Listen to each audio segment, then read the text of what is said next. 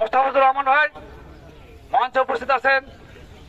বর্ষা থানা, বর্ষা সাপা নেওয়ারপুর থানার বিএনপির সকল অঙ্গ সংগঠনের সম্মানিত নেতৃবৃন্দ মঞ্চে উপস্থিত আছেন।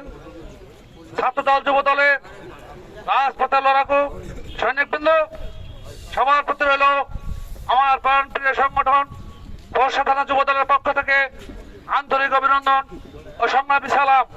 আসসালামু আলাইকুম। আমি গভীরভাবে পরম শ্রদ্ধার সঙ্গে স্মরণ করছি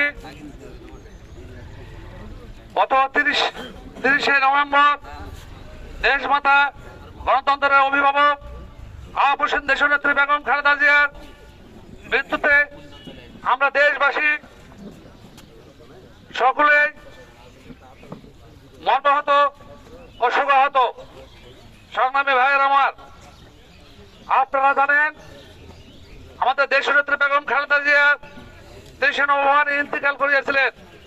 তার জানাজা নামাজ 31শে ডিসেম্বর 5 জোহর ঘোষণা হয়। সারা বাংলাদেশ থেকে দল মত নির্বিশেষে সকল মানুষ তার জানাজার নামাজ পড়ার উদ্দেশ্যে ঢাকা অভিমুখে রওনা হয়েছিলেন। সংগ্রামী ভাইয়ের আমার, এটি ঐতিহাসিক জানাজা, বাংলাদেশের বুকে এক ঐতিহাসিক জানাজা এবং দোয়া মাহফিল সৃষ্টি হয়েছিল।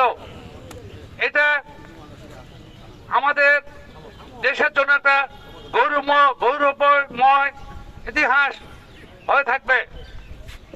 সংগ্রামী ভাইয়ের আমার, আজকে